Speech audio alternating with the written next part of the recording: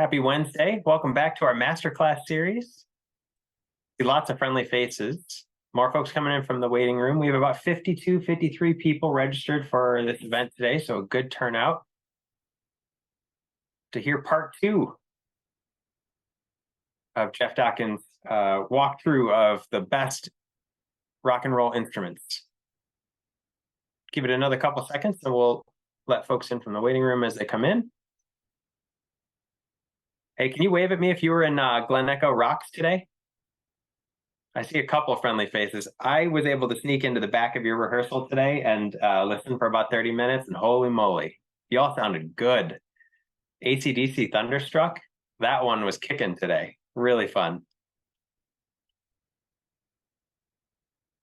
All right, I think we have about everybody we're going to get. So I'm so excited to welcome everybody back to our ongoing Masterclass series. This is actually our 8th Masterclass, our final one of this year.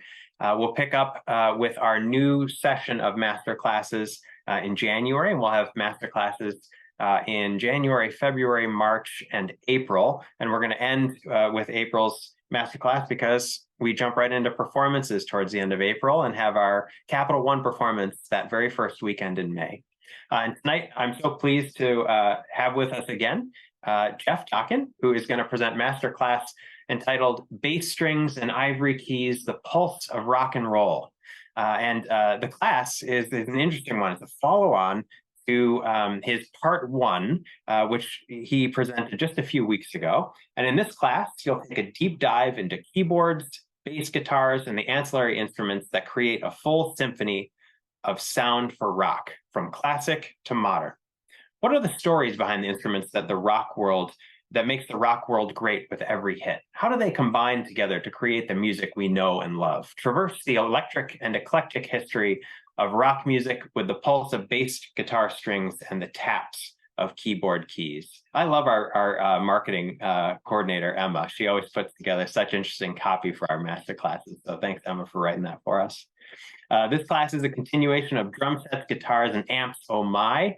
So if you haven't had a chance to check out part one of Jeff's masterclass, be sure to do that. All of our masterclasses are, of course, available for on-demand viewing. All you have to do is register and we'll send you the recording link. So I just want to say thank you for being here. Let's welcome Jeff Dokken, and I'll say a second thank you to Jeff because about 15 minutes from now, I'm going to help my wife, Jacqueline, put our baby Clara to bed, and Jeff's going to take this masterclass all the way home. So let's welcome Jeff Dokken, and thanks for being here again, Jeff. Thanks, Brian. I appreciate it. And can I just say, everybody, it is such an honor. It really is. I was thinking about this before, that you guys choose to spend your time and your money to come and hang out with me and hopefully learn some stuff. So please know that I do not take that for granted, and it's something that's very special to me. And hi, Mom. Hi, Dad. I see that you guys are on as well. So thank you guys for being here as well. Sometimes it's too bad that we don't get to do these things in person, but then it makes it so that people from all over the country can do it. You can go back and watch it later on. So like Brian said, this is a part two of this lecture, but I won't call it a continuation, because if you did not watch the first one, it's okay.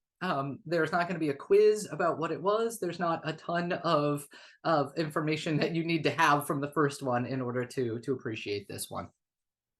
So we're going to spend some time tonight talking about keyboards and all of the instruments in that family that are used in rock music. Well, not possibly all, but many. And then also bass guitars.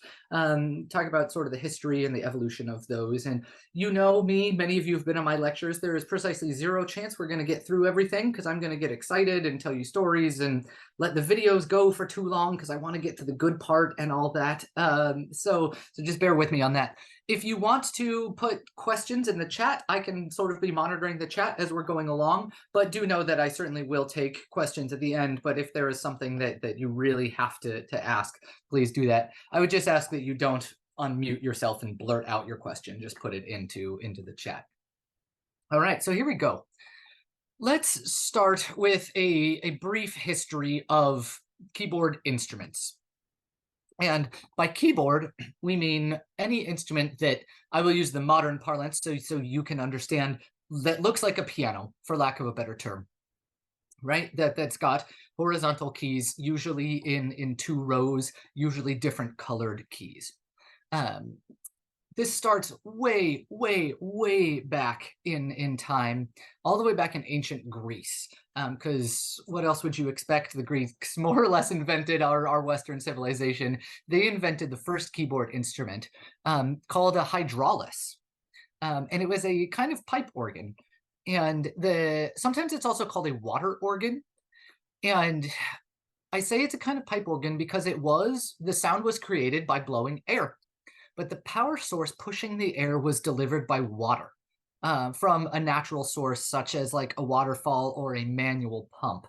So therefore, this hydraulis did not have bellows, didn't have a blower, didn't have a compressor. Because of course, remember, we're talking 300 BC that they invented this instrument. So I'm going to share my screen real quick, and you can see this. There is, obviously, it's not a photograph, but there is an image of more or less what this looks like.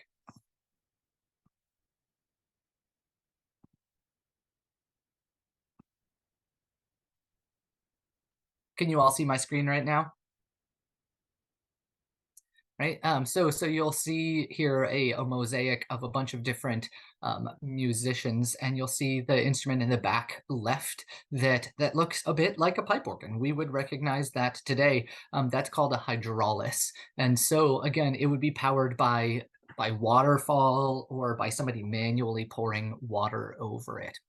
So we're going to jump ahead a bit in time now. Again, that was 300 BC, well before rock music. And now we're going to go up to the 1300s, and the clavichord was invented. And the clavichord was popular for several centuries, but it, of course, was too soft to use in larger venues. You might be much more familiar with the harpsichord, which came just about 99 years later. So we are going to take a moment to watch a bit of a clavichord right now. What was holding this back? It was very small, and no matter how hard you push the keys, you could not change the volume. You could not change the dynamics of the clavichord. But this was the first instrument that we would really recognize and as being a precursor to a piano, being a precursor to a keyboard, like we're talking about tonight. Again, forgive me if there are ads. I've tried to optimize these things so that we don't have very many ads, but sometimes it's impossible to get around that. All right, so here we go. Let's watch a little bit of the clavichord being played.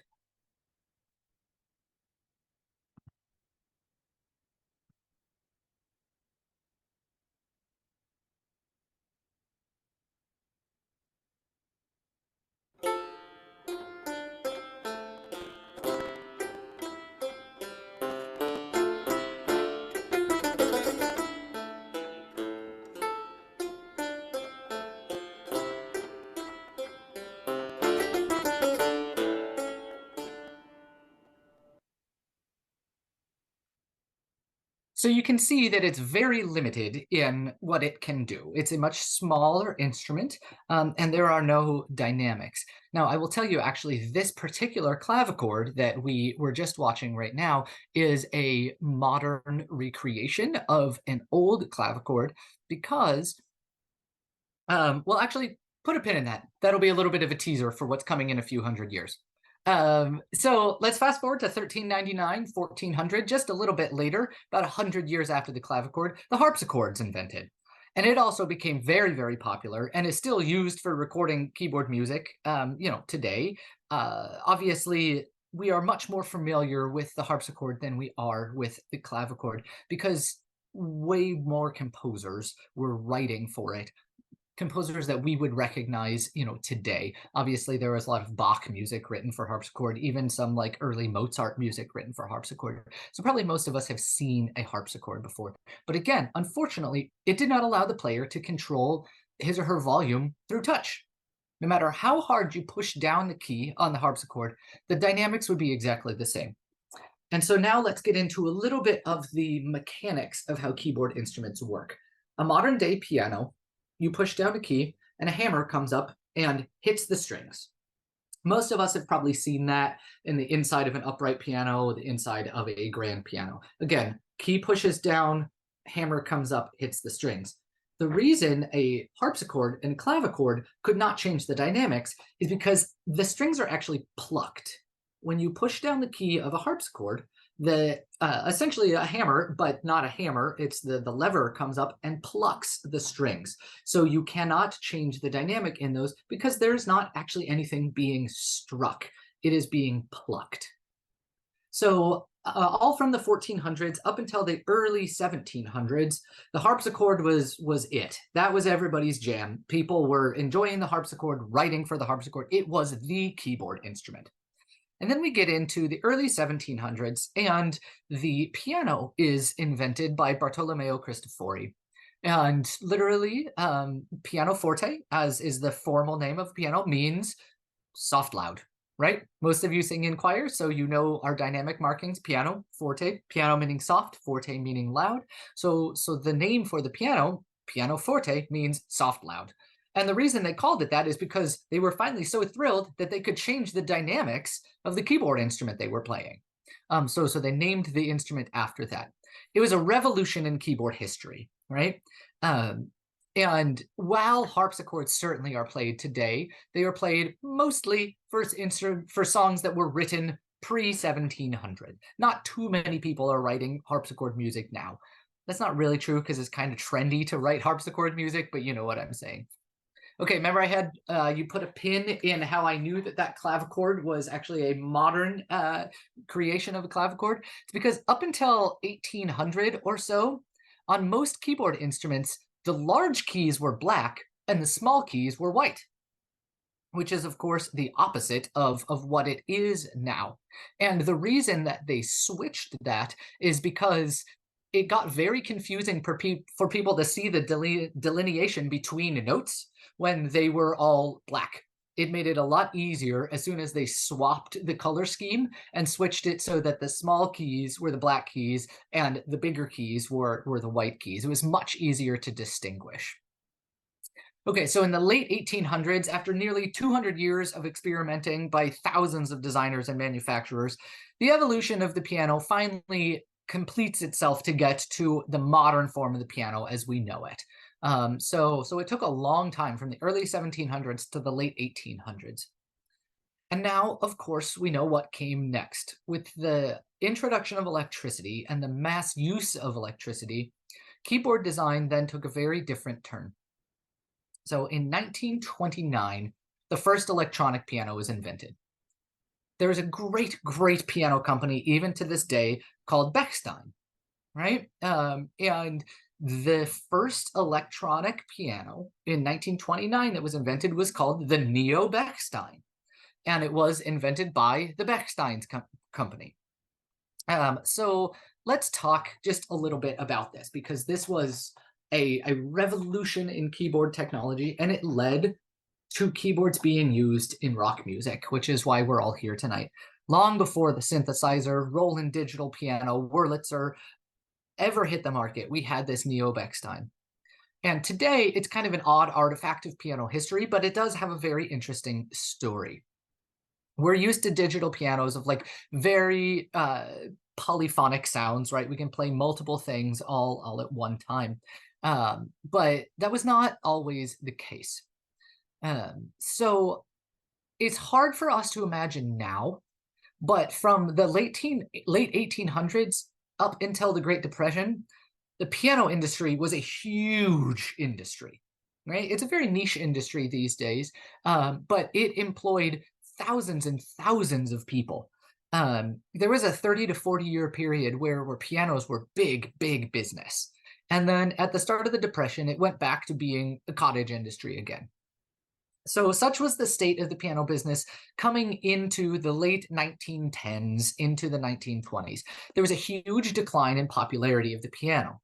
And by 1929, the year we're talking about right now with the Neo Bechstein, demand was down 92% from where it was in 1900. So a precipitous fall off this cliff in piano demand. So even the big piano manufacturers were struggling to make a go of it. So Bechstein was realizing that they needed to do something different. Right after their start building very bespoke upright pianos, they became a major player building grand pianos. They became one of like the key people. And so rather than shutter their doors when their sales also fell off this cliff, they decided that they would try to come up with an electrified piano. And they just poured an incredible amount of money into this project. It nearly bankrupted the company. But the research and development that went into this product ultimately produced the first electromagnetic pickup. If you remember, we talked about this with electric guitars, talking about the pickup, but that wasn't happening until the 40s, right? If you did do the first class with me, you'll remember that. So we're talking, you know, a decade and a half before that, really, that we're in 1929. So they essentially started with the basic principles of a grand piano in terms of scale, string design, but instead of the sound being amplified via a soundboard, electromagnetic pickups would perform that function. And I'm going to show you guys a video and show you the inside of what this looks like. But if you can just sort of close your eyes and imagine what the inside of a grand piano looks like, right? There's the big gold metal part, that's the soundboard. And all of the strings are vibrating above that. And then that basically is the resonating chamber. And that's what gives the piano its enormous sound to fill a concert hall. So what Bechstein did with this is they took that out completely.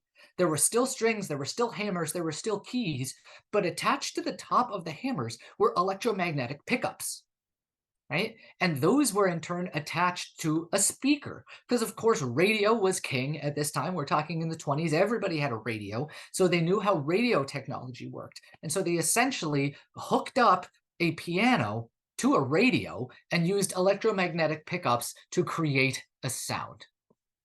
And all of that led to the invention of the Neo-Bechstein. People hated it. They were not interested in it. It almost bankrupted the company.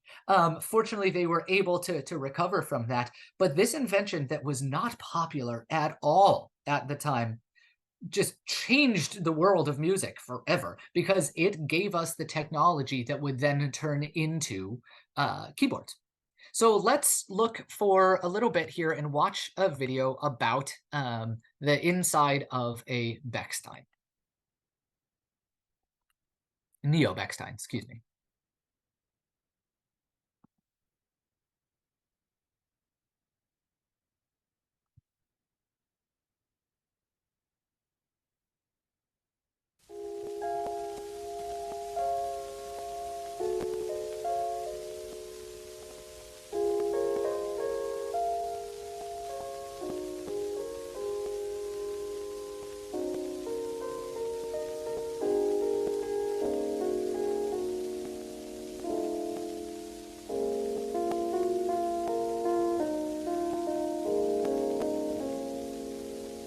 Gramophone and the loudspeaker.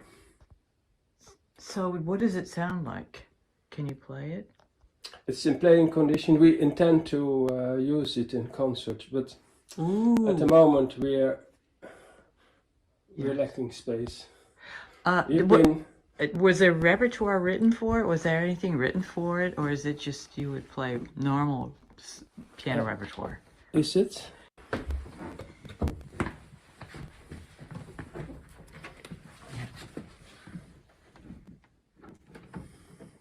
All right, so just play any old notes. Mm-hmm.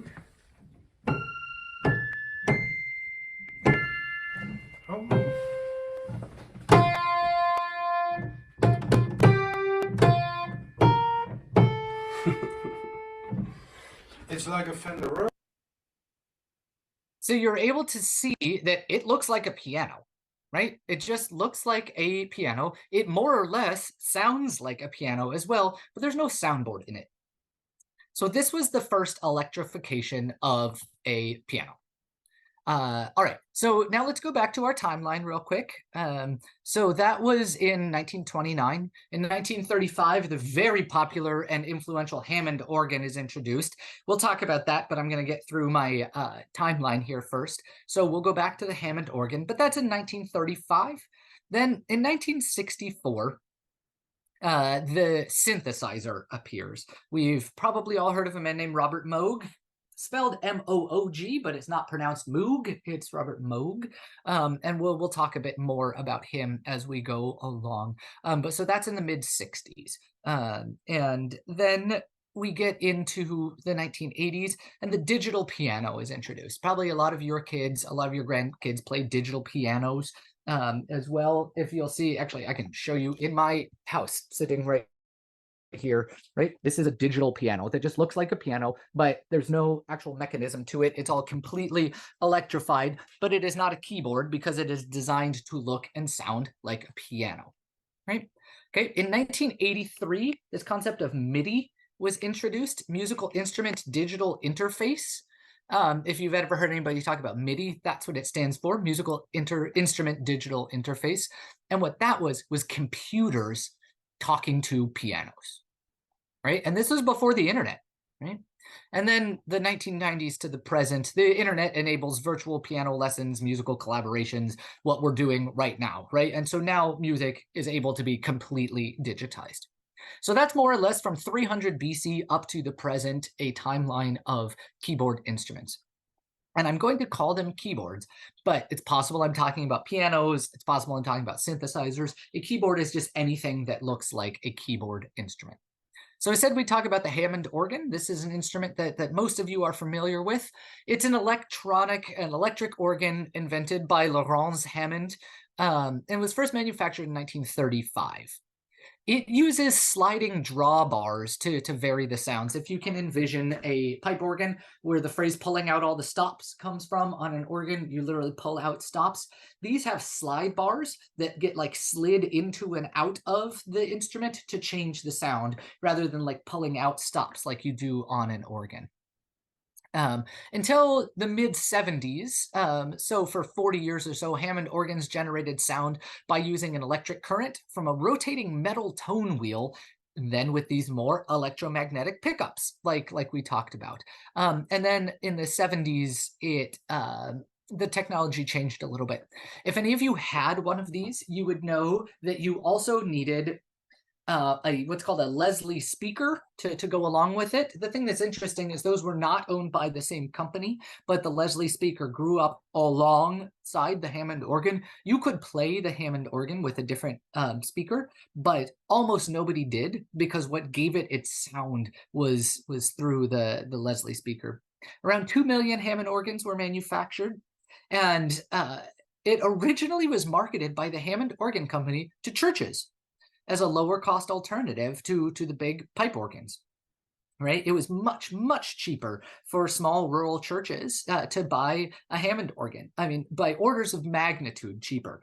So they never intended for this to be used in jazz music and in rock music, but it was. And the Hammond B3 is what became the most popular version of this Hammond organ. So now let's get into listening a little bit to this sound. And so here's where we start to do some really rock specific things. We're going to listen to Procol Harum, A Whiter Shade of Pale. This is a song probably most of you are familiar with. Very, very iconic B3 Hammond organ part right at the beginning of this. So let me get this pulled up for us. From our orchards. All right. Okay, let me get this shared. So this is Procol Harum, and listen to this very iconic organ sound.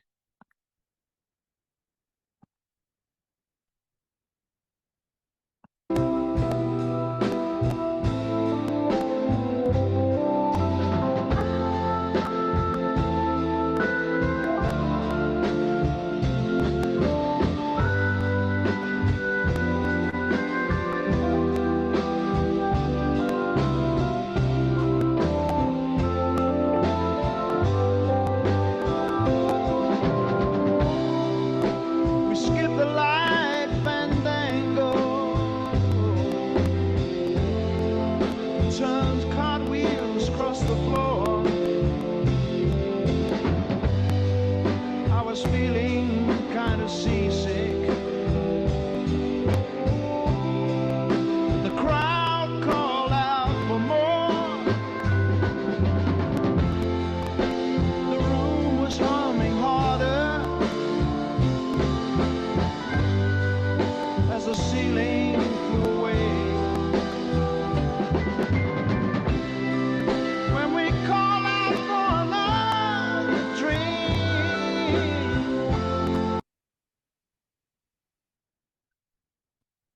All right. I know I love that song too. We could listen to the whole thing, but we've got lots to do. So you can hear that it sounds a bit like an organ, right? And it has the same sustain that an organ has, but it was put to very good use in this type of rock music because it creates a very different sound than a guitar, right? And the entire purpose of keyboard music in general is that it can play multiple notes at the same time, right? You can make chords.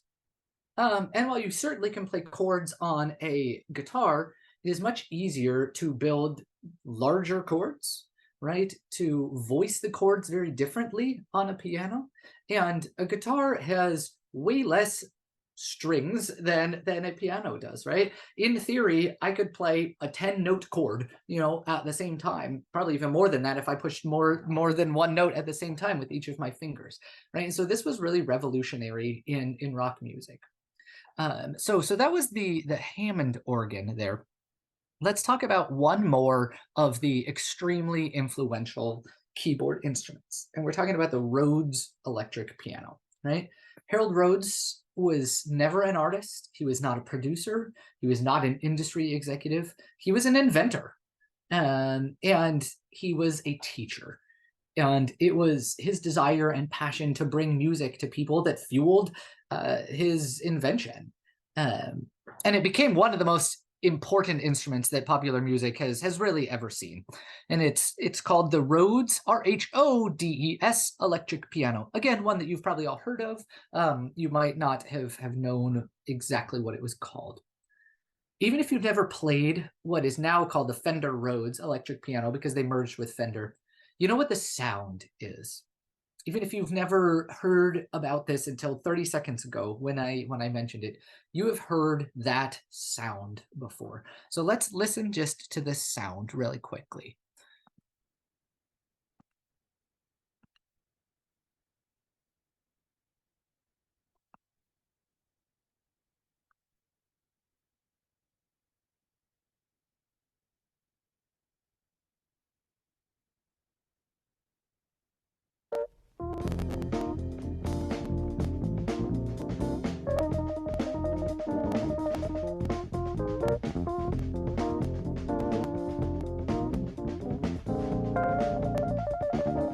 Hi, this is Herbie Hancock. That's Watermelon Man, a song that I wrote about 10 years ago. Played on... All right, so you'll hear it sounds significantly different than the Hammond organ does, right? The Hammond organ sounds much more like an organ. And this sounds much more like what we would call a keyboard. It sounds like a digitized, piano sound. Because not everybody wanted their electronic piano to sound like an organ all the time. And that was one of the things with the Hammond organ, was that was the sound that the Hammond organ made. You could play around with it, you could use slide bars, you could do very different things, but it always sounded more or less like an organ. And the Rhodes electric piano sounded more or less like this digital piano. People have often described it as sounding a bit like a piano mixed with a guitar. It was very, very popular in jazz music, but also played a major role in rock and roll, like we'll see. That was obviously Herbie Hancock who was talking. They're one of the great jazz pianists. And there's a lot of overlap between jazz and rock and roll. And as we've talked about extensively in the past, those early days of rock and roll in the early 50s, a lot of those musicians were crossing over from jazz, right? Because we know that rock music was kind of the confluence of jazz music, of R&B, and of country music that all sort of formed together to make rock and roll. So it made sense that there was a lot of cross-pollination with our jazz musicians, with our rock musicians, and especially in the world of electronic music, because they had really been playing these early electronic keyboards and brought them over into rock and roll. And we'll see that in a little bit when we talk about Elvis. What led to Rhodes's design for his electronic keyboard was the mother of invention, always necessity.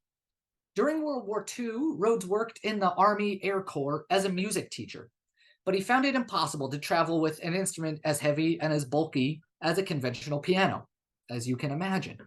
right? So then in 1942, he rigged up a small portable piano from aluminum tubing that he took off a B-17 bomber. It had a very clear bell-like tone. It sounded more like a xylophone than a piano, but it was very lightweight and it was more portable, and so it made it an ideal student keyboard that he could take to the VA centers, to different hospitals. He could take around when he was in the Army Air Corps of Engineers. And this would lead to one of the things that made the Rhodes so revolutionary is it came in its own suitcase, right? And if any of you have ever seen that before, you can carry around a Rhodes piano in a suitcase. After the war, Rhodes started his own music company. In the late 50s, he made a very key partnership with the guitar mogul, Leo Fender. And we talked about Fender a lot last time, and we'll talk about him more when we talk about bass guitars. And this led to the creation of the first mass-produced Rhodes keyboard. And they called it the piano bass. So stick with me here. So this was called the piano bass, and it was designed to replicate the lower 32 notes in the bass register, right? So it was not designed to be a full piano, right? So listen, we're going to watch a little bit here of a bass Rhodes example, and you'll see that it's just a very, very small keyboard.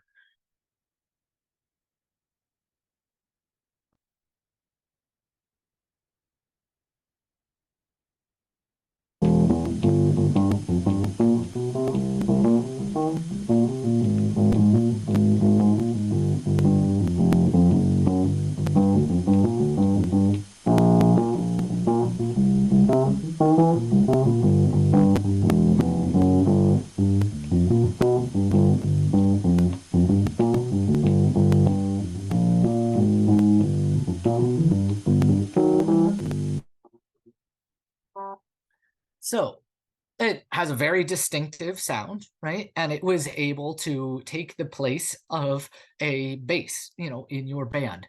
But you will notice, if you think about it, what did you not see that gentleman doing? He was not playing multiple notes at the same time. And that was one of the limiting factors of these early bass Rhodes. You could not play chords. It just acted as a bass guitar. Right? You could play, that cool funky bass line like he was playing, but I have friends still that have, modern examples of these, and they are still designed such that you can't play chords. The mechanisms are such that you can play one note at a time. So once they merged with Fender, the Fender Rhodes line was still very underutilized within musician circles. It was very niche.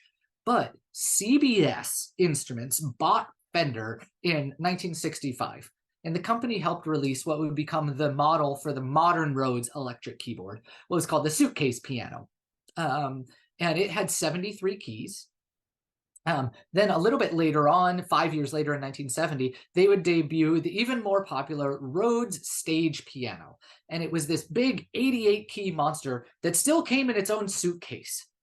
Right, so if you can sort of envision what we're talking about now, this sounds an awful lot like the modern day keyboards that you see people in rock bands playing, right? They show up to a gig with their keyboard and they plug it all in, and then they just have their own kit that travels with them. And until this, keyboard players were not able to travel like the same way guitarists could bring their guitar, right? You had to just rely on whatever piano was in the house. But now, thanks to the Fender Rhodes, comes in its own carrying case, and you can play gigs, right? And most of us still, I am not a gigging keyboardist. I've got a travel keyboard in my garage, right now. Just, it's very helpful to have a keyboard that you can get around. And that really came from this Fender Rhodes electric piano. I'm going to skip that video because I don't want to run out of time.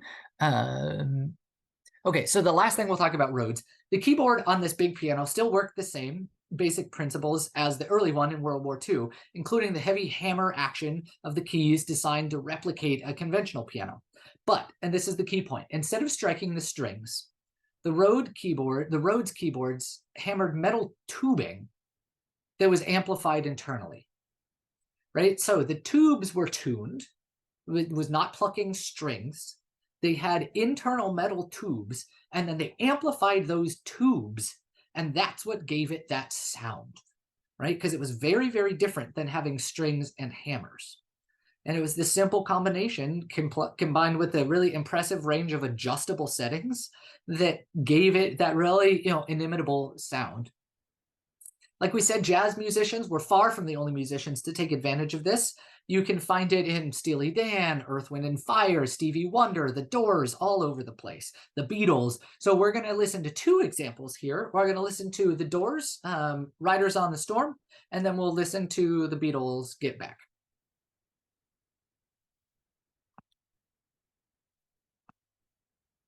See if you can pick out the sound. For a little savings, Specialist Miller buys in bulk. All right. For a lot of savings. Sorry about that. Here we go.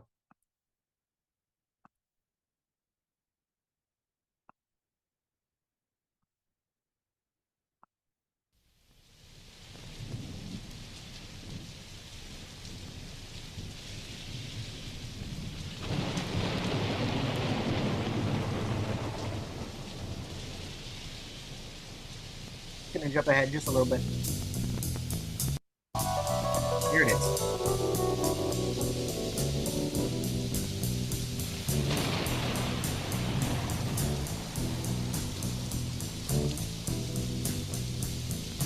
Riders on the storm,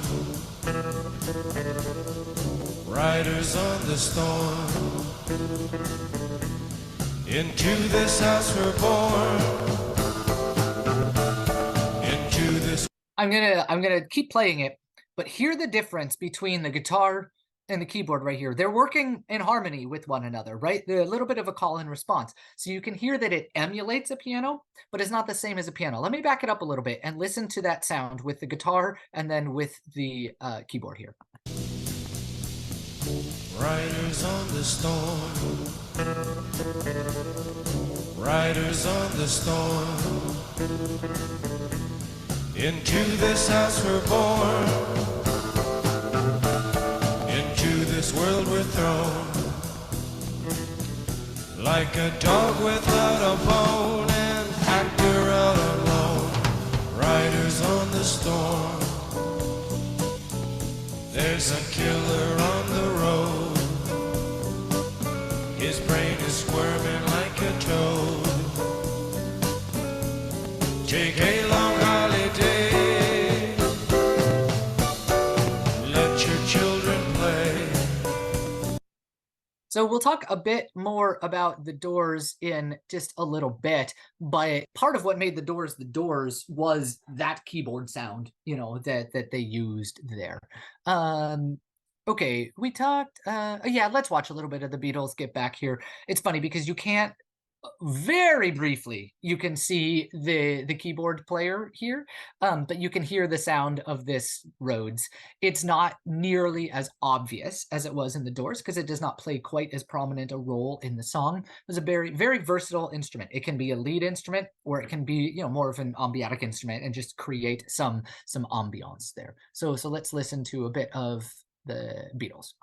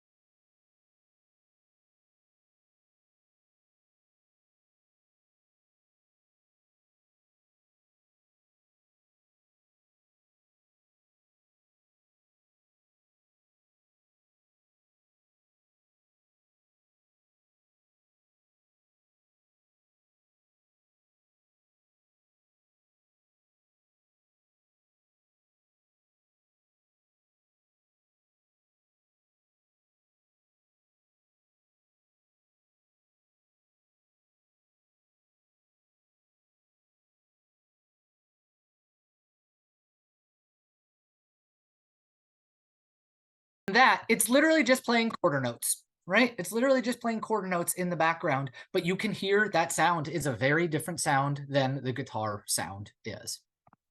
All right, so by the 1980s or so, Rhodes had kind of played itself out. Keyboardists began turning away from the piano towards newly emerging synthesizers. But like so many things, it began to come back in the late 90s and is once again very, very popular. Okay.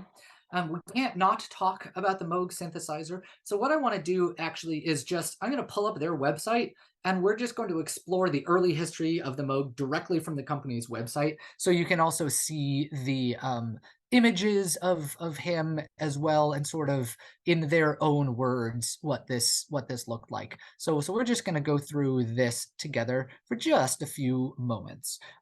He's a hugely influential person. I've got a t-shirt that Natalie got me when he died that just has a picture of his keyboard and like the years that he lived. So let me see, can I figure out how to share? Yes. All right, here we go. So this is just going to be a PowerPoint presentation of this that I'll just kind of be reading along here with you. On October 12th, 1964, Bob, his name was Robert, of course, unveiled the first modular voltage-controlled synthesizer. Okay, so modular voltage-controlled synthesizer. Right, so very different words than we were talking about in our other keyboards here. Started quietly in 1964 when Moog designed a new electronic instrument to composer Herb Deutsch's request, right? And so this actually was more or less a commission, right? He wanted something to create complex and very experimental sounds, tones that were not easily found from other instruments, right? And what Moog designed was not only wholly new, it sprung from a powerful new combination of existing ideas. So here are some of the concepts. The concept, when combined with some elegant design choices, made a very powerful and revolutionary system. The new ideas found in the Moog synthesizer took several years to catch on. People were not a fan of it at first, like anything new. And it's quite likely that even the first users had little idea what range the new instrument could truly offer. And you see Moog in the background there. And I mean, it looks like the flight panel of an airplane, right? There is a lot going on behind there. So here he is again with sweet chin straps for his facial hair there. You see him tweaking this. But what's interesting about this picture is he's also got sheet music in his lap, right? So doing some exploration about the different ranges that the instrument could play. In these first few years, the typical Moog synthesizer customer was an experimental musician. And that says a lot about it, right? This had not caught on in the mainstream. These were the cutting-edge composers who wanted sounds beyond the limited scope of organs and pianos. They wanted to hear sounds that literally had never been heard before, and Moog offered seemingly infinite number of combinations and tones compared to earlier instruments. Because this was done like with this modular voltage-based system right here, it was able to create these out-of-this-world sounds because it was not rooted in piano technology. This was more or less rooted in computer technology, right? And that's one of the big distinctions there. Okay, see some more images there. We can go through this together. 1964, remember when we talked about the timeline? So in 64, this was that synthesizer that was created. The idea of using modules to create an instrument was very new. And modules gave the option to choose a unique set when designing one's instrument, and the instrument could grow over the years when new modules were added. Now, what we mean by that, you see all of those different things that are plugged in. He's adding more modules, with doing that. And what this has led to, if any of you have like grandkids, if you had one yourself, just like a Casio keyboard that you can set it to like sound like a banjo, or you can set it to, sound like a string section. That is what grew out of these modules, right? So we jump ahead a little bit here in this blurb. Many of these modules became very valuable tools, right? And they've created legendary sounds. We can all hear what it sounded like, when we think back to the Beach Boys using their Moog synthesizers. That sound that the different bands were able to create for their own atmosphere that they wanted. To many musicians, the original Moog modular synthesizers have never been surpassed. They're the traditional benchmark for analog synthesis. These synthesizers are icons visually, sonically, historically, right? Typically, electronic instruments are considered obsolete after just a few years, but Moog module synthesizers, they've endured for good reason. The design was very elegant, has very good quality, and again, the sound still persists. So you'll see here, here's another picture of this, and see how many different knobs and things are plugged in, to that. And so Moog was another one of these revolutionary people, and the very atmospheric sound that we often associate with keyboards came straight from the Moog synthesizer. So again, that was in 1964. All right. So let us, we'll do one more listening example because I want you to hear that. We're going to go back to the Doors. We talked a lot about how the Doors were made great use of synthesizers. So let's do one more video of the Doors, and you'll hear this very different sound that is the Doors. Oh, I think my link is not working. Okay, I don't want to spend the time to fix that. If I have time at the end, I will come back. Okay, so we've talked about all of the different types of keyboards that are used in rock music. Again, not possibly all of them, but the main ones. So now let's talk about some of the greatest keyboardists of all time. Right, Greg Allman was, of course, very noted for his prowess on the Hammond B3. We talk about Richard Wright from Pink Floyd, Ray Manzarek of the Doors. We've already heard, that as well. We can't not talk about Elton John, right? He, of course, frequently will play a piano, but as I said at the beginning of this is keyboard instruments, which includes pianos. This is anything that is a keyboard instrument. We're going to watch a video here in just a second of Elton John. I think that people forget, or maybe they were never aware of the fact that he is a brilliant pianist, like just a truly, utterly brilliant pianist. And we're gonna watch two different videos as we talk about this. I'm gonna jump ahead to the end first and talk about Maxfield Doyle Crook. You may or may not be familiar with that name, but he was an American musician, pioneer of electronic music and pop. And why you know him was he was the featured soloist on Del Shannon's 1961 hit Runaway, right? And he co-wrote that song with Shannon. And the thing that's interesting was that very iconic organ sound that he played was a new instrument that he invented himself called the Musitron. And that sounds like, the bad guy from a 1980s movie. It's the Musitron. And there is... And I am going to get this story wrong, and I'm sure my dad will call me later and tell me, but I remember from my childhood that for a while, possibly this organ lived in the garage of a house in Newbury Park, which is a suburb of Los Angeles that I grew up in. So Dad, call me at 8:45 and tell me if I'm right or wrong. But at least family lore has it that this organ, this Musitron, still exists. It was an adapted version of the 1947 claviolin that he electrified and gave very space age sound effects to. So let's listen to this very, very iconic sound. One of the great rock keyboardists, Maxfield Doyle Crook. Some of you are technologists, some of you are critical. Table is an original. All right. Here we go. Skip that.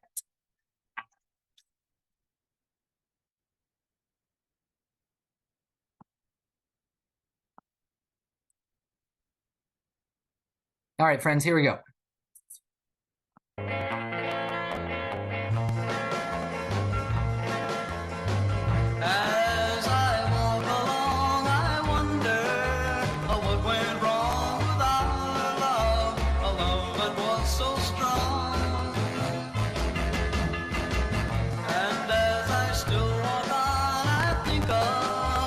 Things we've done together while our hearts were young.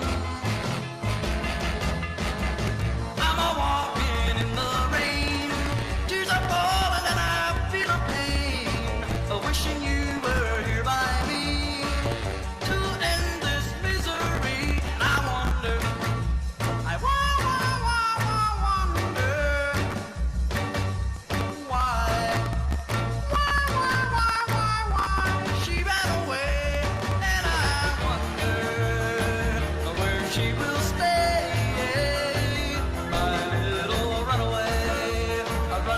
run away.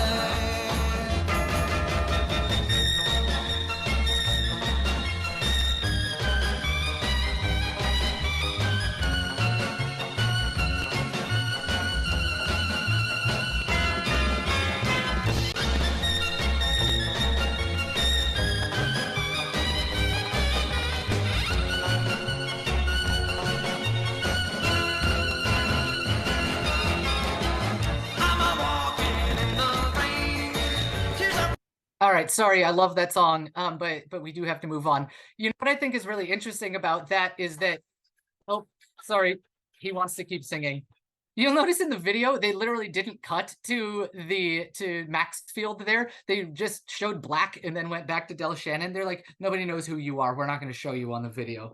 But they obviously people would come to know who he was later. So a wonderful, wonderful sound and one of the great, I mean, most iconic keyboard solos of all time in rock music. So now let's go up and listen to Benny and the Jets. Again, a very iconic rock song here. So this particular clip that we're going to listen to shows the virtuosity of Elton John. He wanders very far afield from Benny and the Jets. And one of the things that's really incredible is when somebody can improvise and just go to a place that doesn't sound anything like the song, and then very, very naturally bring it back to the song. I encourage you at some point to go listen to this entire like 11-minute piano solo. We're not going to do all that right now because we do need to move on, but we will listen to 2 or 3 minutes of Benny and the Jets. Again, you can't have a list of the greatest rock keyboardists of all time and not talk about Elton John. Oh, and by the way, my dad messaged and said I was right about where that keyboard lived. It's JCPenney's mystery sale coupon giveaway with guaranteed.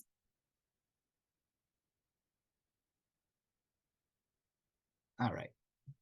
Give me just a moment here and we'll get going.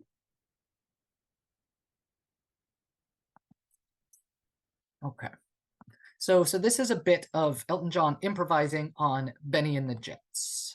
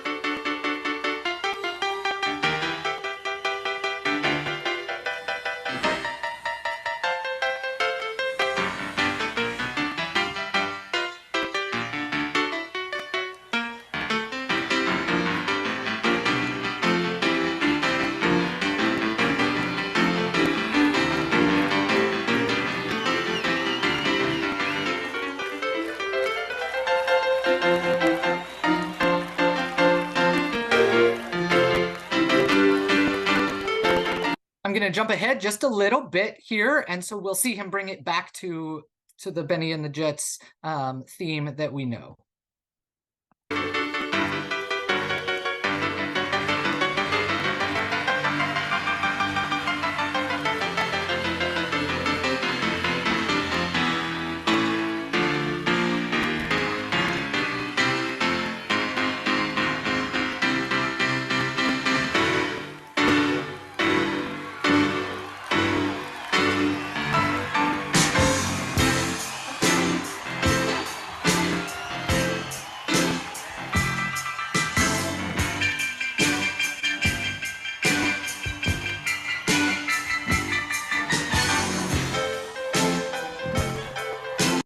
All right. So I bet a lot of you did not know that Elton John could play the piano like that. Just spectacular. I could spend hours talking about more of the greatest pianists of all time, rock keyboardists of all time. But do go listen particularly to Ray Manzarek from The Doors, Richard Wright from Pink Floyd, and Greg Allman. And then, of course, explore Maxfield Doyle Crook and Elton John. All right, so that's going to take us to the end of the keyboard section here. And of course, I've left myself about 15 or 20 minutes to go through basses. I'd love to give you a break, but you don't get a break. So settle in. Here we go. Let's talk about basses. I hope you guys are enjoying your time tonight. I played in a band in college where it's spelled Oslo with a Z, like the capital of Norway. And I played keyboards in that band, and this is very apropos for what tonight is. So I played keyboards, I sang backup vocals. We did a show, my biggest claim to fame in rock music there was we did a show at the Troubadour. If any of you have ever been to the Troubadour in LA, one of the most iconic clubs that there is. And then we did a couple of other smaller shows around, but why this is apropos for tonight's conversation, I played keyboards, but then we had to record a song at one point and the bass player did not show up. And I have never touched a string instrument in my life at that point. And the lead singer of the band was like, "It's cool, bass is super easy, you got it." And so I very quickly learned how to play this like gentle, groovy walking bass line to record one song. That recording never did anything. The band never did anything. But for 5 minutes, I played a bass guitar one time. So as we've discussed before last session, the electric bass grew up more or less alongside the electric guitar because, of course, as they were electrifying guitars, the logical thing would be, well, now let's also electrify basses, right? So we're going to approach this portion of the lesson a little bit differently. I'm not going to spend quite as much time on the history like we did with guitars and keyboards. Let's do a tiny little bit of history, though. In the 1950s, Leo Fender and George Fullerton developed the first mass-produced electric bass guitar.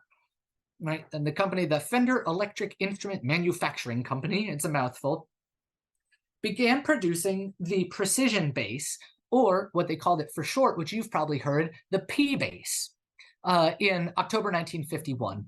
It was a very simple, the design was a very simple, kind of uncontoured slab body design. It had one pickup, very similar to that of a Telecaster, the electric guitar at the time. And then, of course, as it went on, it got more and more intricate. In 1957, the P bass started to resemble the Stratocaster rather than the Telecaster. So as the electric guitars evolved, the electric bass guitars also evolved. But the Fender bass was a revolutionary instrument for gigging musicians. Because think about this, until this was invented, what did gigging bass players have to lug around? Right? They had to lug around their huge acoustic bass guitar. And so it was heavy, it was unwieldy, right? Very awkward to take on the subway in New York City, right? It had been the main instrument in popular music from the early 20th century up through the 40s.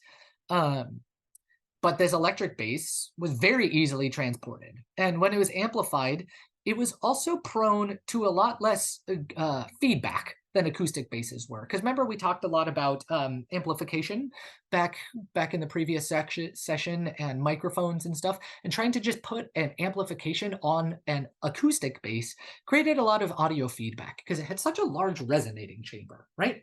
And so when you tried to electrify that, you were electrifying and amplifying the vibrations more than you were the sound. So creating an actual electric guitar made it so that what you were hearing was the guitar music itself and not the vibrations of the acoustic guitar. Also, if you envision what an upright bass looks like, an acoustic bass, there are not frets, right? And a fret is that little metal thing that goes across the neck of a guitar or a bass guitar. So by the advent of adding frets to electric basses, it enabled the basses to play much more in tune, a lot easier than the fretless acoustic guitars could, right? Because you knew exactly where to place your fingers to play the right notes and to play them with good intonation. So there were a lot of people that were early adopters of this, but really the one person we're going to talk about here is a guy named Monk Montgomery. He became the first bassist to tour with the Fender bass, and that was in Lionel Hampton's post-war big band, right? He was also the first to record with the electric bass. And the date that most historians agree on was July 2nd, 1953, was the first recording of an electric bass guitar. And some of you might know the name Bill Black, who played bass for Elvis Presley. Right? And he switched from an upright bass to the Fender Precision bass, the P bass, around 1957. Right? And some other early adopters were Carol Kay, Joe Osborne, and even we talk about somebody like Paul McCartney. A lot of these people were originally guitarists, and then they learned to play the bass. One other little bit of the history here that we will talk about is the let's see, we'll go here. Several other companies, of course, started manufacturing their own basses during this time in the 50s. The K Musical Instrument Company started mass producing basses in the early 50s, 1952. But the one I want to talk about a little bit here is in 1956. There is a German trade fair called the Musikmesse Frankfurt. And they, at that music fair, was unveiled the Hofner 501. And it was a violin-shaped bass that was constructed using the same kind of techniques that the Hofner, who was a violin maker, the same techniques that he used to make a violin. And due to its use by Paul McCartney, it became known as the Beatle bass. Right? And so sometimes you'll hear this bass, this German bass called the Beatle bass. Most bass guitars have 4 strings. There were the Fender 6 was a 6-string bass guitar. And it was originally tuned 1 octave lower than just standard guitar tuning, and that was released in 1961. A lot of people adopted that, most famously Jack Bruce of Cream. There are certainly still 6-string basses, but mostly what people play are 4-string bass guitars. Let me show you this image of a diagram of a bass guitar so you can see what we are talking about here. All right. So you'll see this is a very beautiful, sleek design.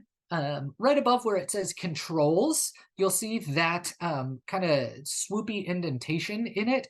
That was also developed in the mid-60s to make it more comfortable to play seated, because it was starting to be used in a lot of jazz bands at that time, and that used to be straight, and so it was very uncomfortable and unwieldy on people's hips. So they put in that like swooping shape to make it be more comfortable to play while seated.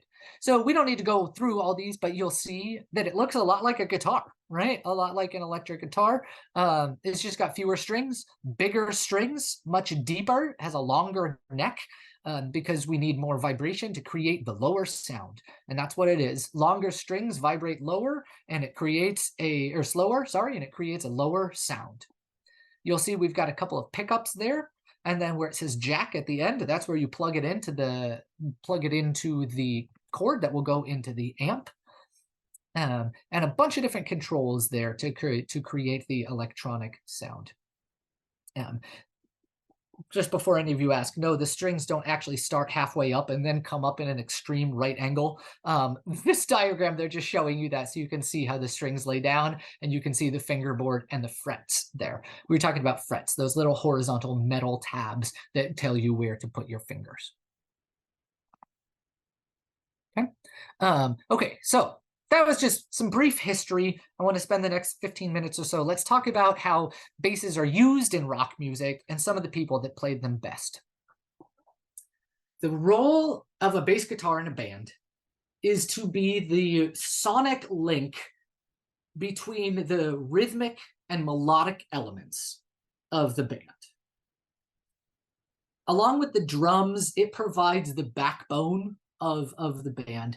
And it's why it's called the rhythm section. And we'll talk a little bit more about that. But the drums and the bass together are called the rhythm section.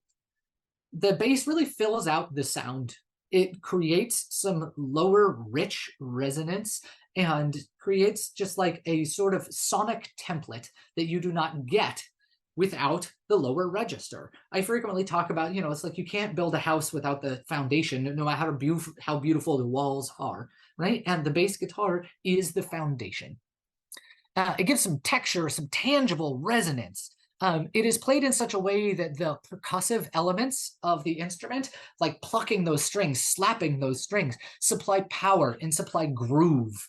It can be funky, it can be classical, it can be chuggy. That is a word you hear people talk about a lot with bass instruments, is that it sounds kind of chuggy, and we'll listen to some chuggy bass playing later. And the instrument especially brings, and I love this word that I found in this article, thunder to a live performance, right? You can feel a bass guitar as much as you can hear a bass guitar. If any of you have ever been to a live rock show, you can feel that thudding. It's not the kick drum on the drum set that you are hearing. That is the bass guitar that you are feeling in your chest, right? When amplified and run through a decent sound rig, the very ground, right, that you're watching that show through almost feels like it's resonating. The most basic and most important priority of any bass player is to lay down a constant and like grounding rhythm, right? That's what we want. Along with the drum set, the bass player creates the rhythmic texture of the song that we're listening to. And that's really kind of brought forth through purposeful repetition. Most bass lines are very repetitive, right? It can be virtuoso, it can be melodic, but that's already covered by the guitar. That's already covered by the keyboard, right? Mostly what we need the bass for is to lay down that rhythmic foundation. And this is why the term for bassists and drummers together is called the rhythm section, right? Frequently, the simpler the rhythm of a bass, the more repeated it is, the more an audience can kind of like grab a hold, have something to hook onto, you know, for that song. And most good bass players, good bass writers will understand that. An intricate bass line might be very exciting. It can also be a little dicey, right? Because if not played totally cleanly and precisely, it can derail the entire song. The lower range of the bass melodically should ideally support the upper range of the guitar, right? The higher instruments that we're hearing. Without this foundation of the bass guitar, the guitar can sound very thin and a little isolated, a bit like it's on an island, right? And so we need that, you know, sonorous resonance to play off of it with the bass guitar.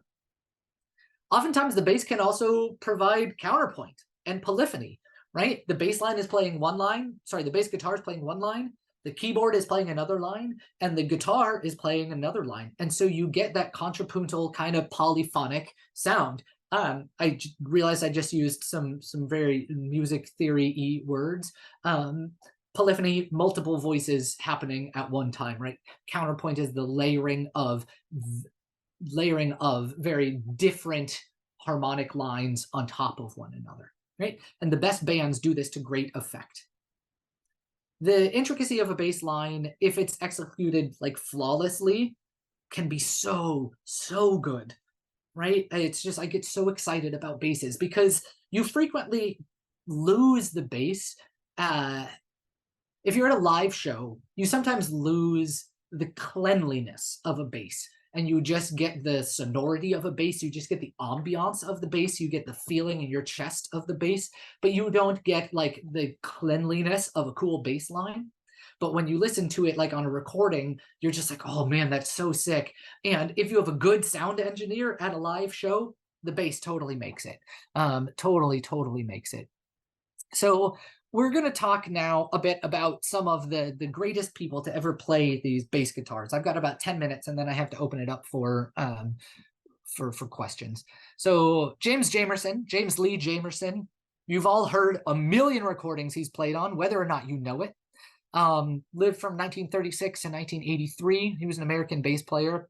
He was the uncredited bassist on nearly all Motown records from the 60s and early 70s.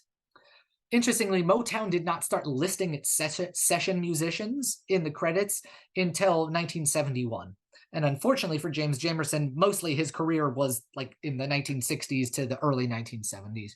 But he is regarded as one of the most influential bass players in modern history. Inducted in the Rock and Roll Hall of Fame in 2000. He played on 23 #1 hits. There's a lot of #1 hits for one person to play on. And then even more than that, that was Billboard Hot 100 rock #1 hits. He also played on 56 R&B #1 hits. He was the bass player on all Motown records. In the Rolling Stone magazine put out their list in 2020 of the 100 greatest bassists of all time.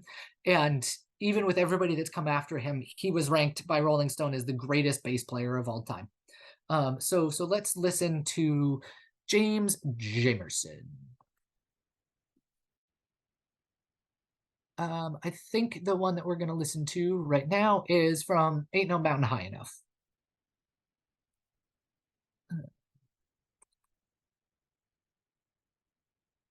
Sorry, it's having a very, very hard time loading. We're just going to let the tension mount.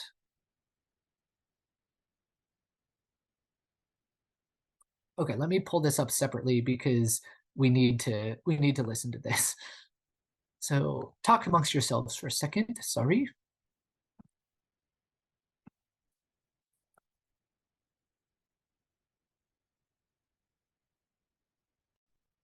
All right, here we go.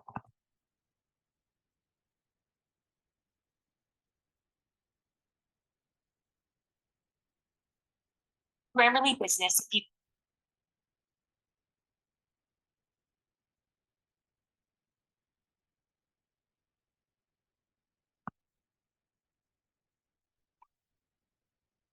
All right, sorry about that, everybody. Here we go. So listen to this descending bass line. Dum, dum, dum, dum, ba, dum, boom, boom, boom.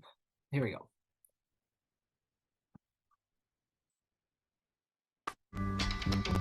Listen, baby, ain't no mountain high, ain't no valley low, ain't no river wide enough, baby. If you need me, call me, no matter where you are, no matter how far. Don't worry, baby. Just call my name, I'll be there in a hurry. You don't have to worry, 'cause baby, there ain't no mountain high enough, ain't no valley low enough, ain't no river wide enough To keep me from getting to you, baby. Remember the day I set you free. I told you you could always count on me. So that does everything that we're looking for in a good bass line. It's simple, it's memorable, right? And he keeps rhythm perfectly with that dum dum dum dum ba, dum boom boom, and that's what we want. There are a million recordings like we just talked about that you could go listen to of him. I'm very concerned because my computer is working very hard. I've got a lot of stuff up here to show to you guys. It just has to get through 7 more minutes, right? Let me see if we can go now talk about. I might have to pull these up separately because this document is like overloading a lot. Well, I know that I have a couple of other things here that I can show you. So let's skip ahead and talk about 2 other modern bass players. And I want to show you the different types of things that a bass can do. There is a great band called the Red Hot Chili Peppers. Probably most of you have heard of them. Their bass player is a guy named Flea, right? F-L-E-A. Gonna go out on a limb and say it's not his real name. Flea is a huge Los Angeles Lakers fan, and occasionally the Lakers will have Flea come and play the national anthem. So we're going to listen to a bit of Flea playing the national anthem right now, and you can hear what the bass sounds like as a solo instrument, right? We've talked a lot about it being, you know, part of the ensemble. It can also be used to great effect as a solo instrument. So this is Flea, I think in 2012, playing the national anthem.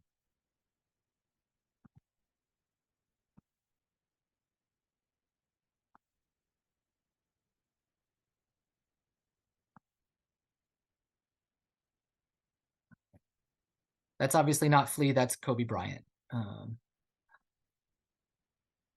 now, ladies and gentlemen, to honor the United States of America, please rise, remove your hats for the playing of our national anthem this evening by Flea.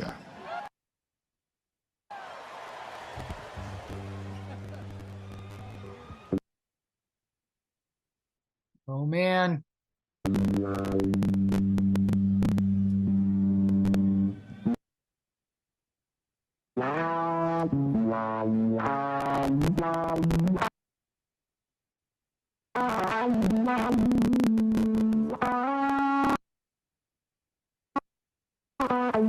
Yikes,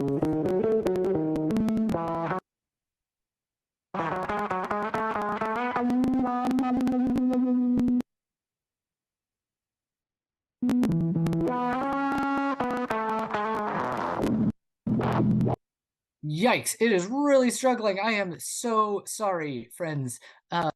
Let me see if I can get through just this last thing, and then I can start taking some questions. You could hear snippets of that it can be used to great effect as a solo instrument as well.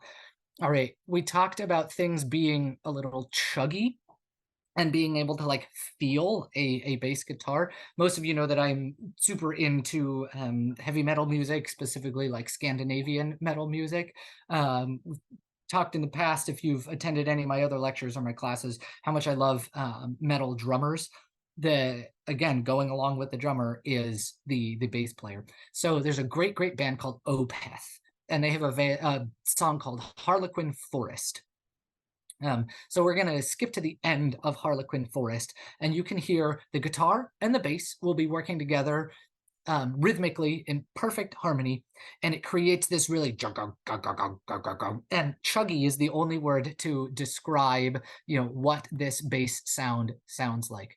So if my computer will cooperate, we're going to try to listen to a little bit of Opeth.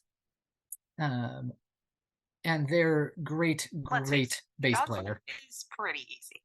And Chewy Pharmacy can make it even easier by simplifying pet prescriptions. How? We'll contact your vet. If it'll let me skip and this. deliver in 1 to 3 days. Plus, get 20% All right, here we off go. your first order. Okay, let me share my screen.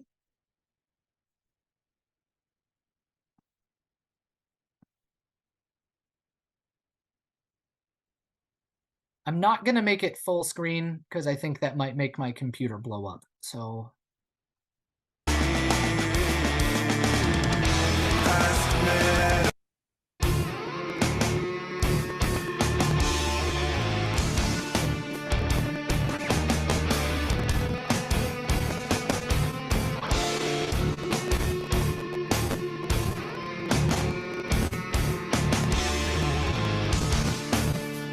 So you hear the bass and the drums working together. Both of those sounds are very percussive because he's playing a slap bass. So keep listening to this.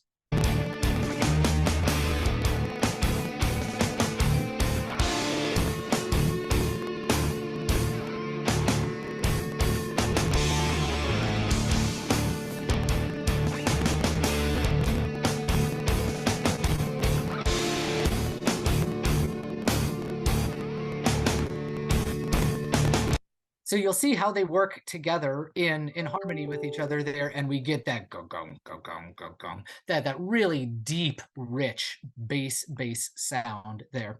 Okay, I am not going to tempt fate and talk about more.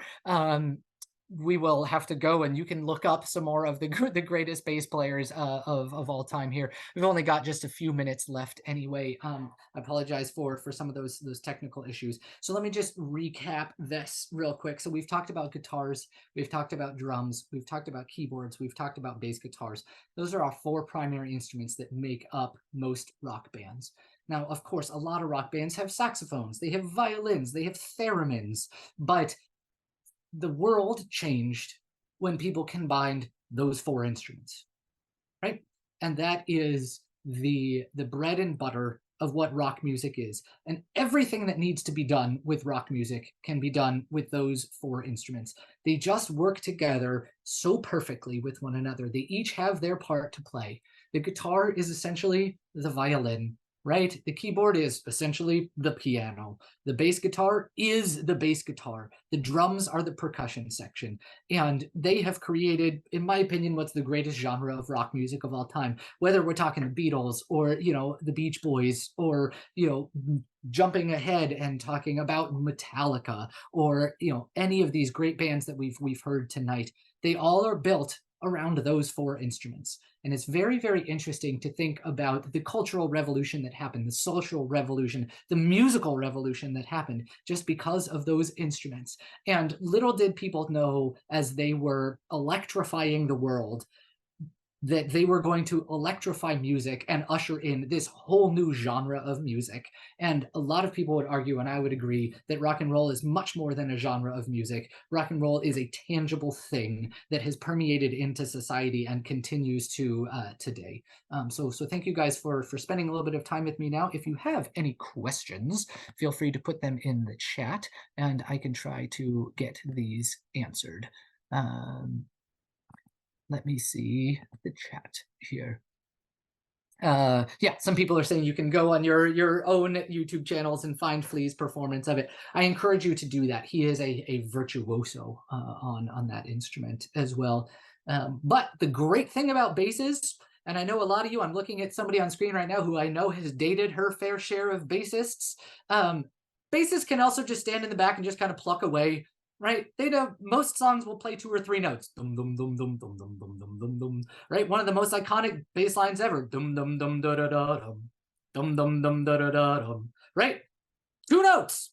2 notes. All of us could do that. Dum dum dum da da da dum. Right? That was going to be one of the things that I was gonna talk about tonight.